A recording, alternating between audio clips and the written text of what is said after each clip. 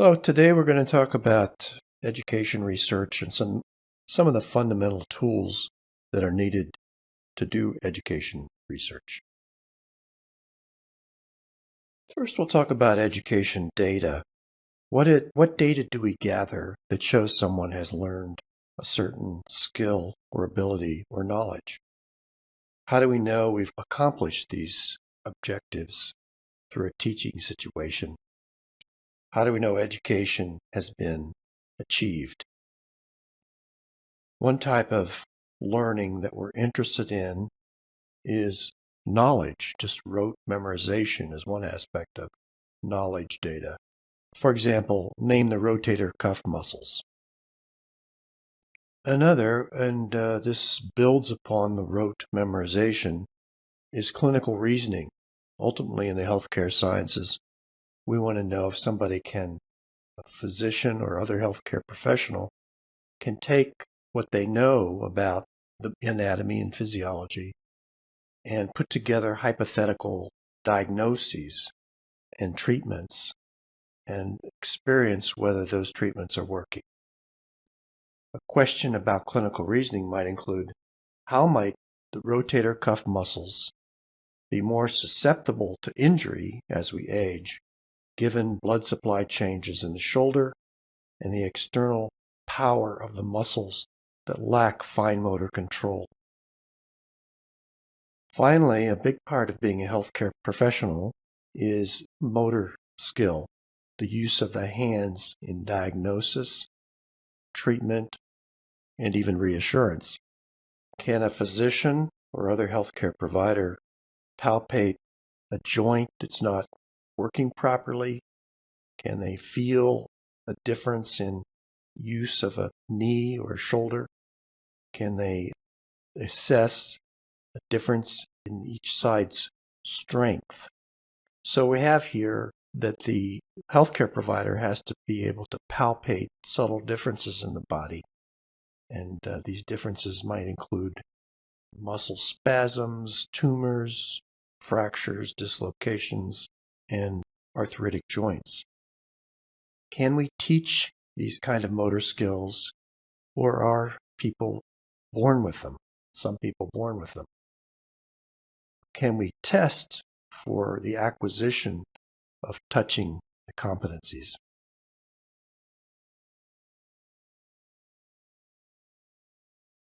Next, we'll talk more about measurement and discuss it at their actual program.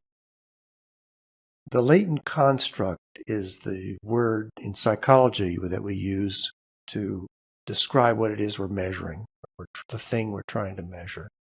There's a rather famous fable where 6 people go to see an elephant. They're all blind, and they assess that the elephant is different things.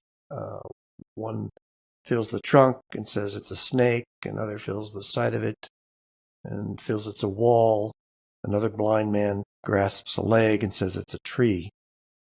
These are all indicators. All these blind men are indicators of an underlying construct, the elephant. But the main thing is that there's an elephant in the room, and there is an essence of elephant that we're trying to measure. Likewise, we have items like the blind men, each of which asks a question about the elephant. And from the combination of their answers, we can construct how the elephant must look. These questions have a sensitivity describing the elephant. So if the question is very sensitive, it will be correct most of the time when it's in the presence of the thing it's trying to measure, in this case, an elephant.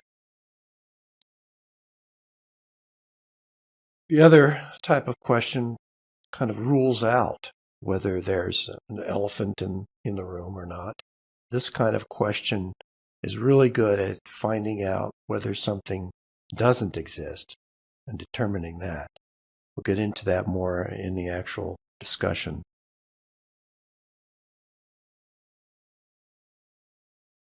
Items that we use to test the latent construct consists of items that are related to the measurement of the latent construct.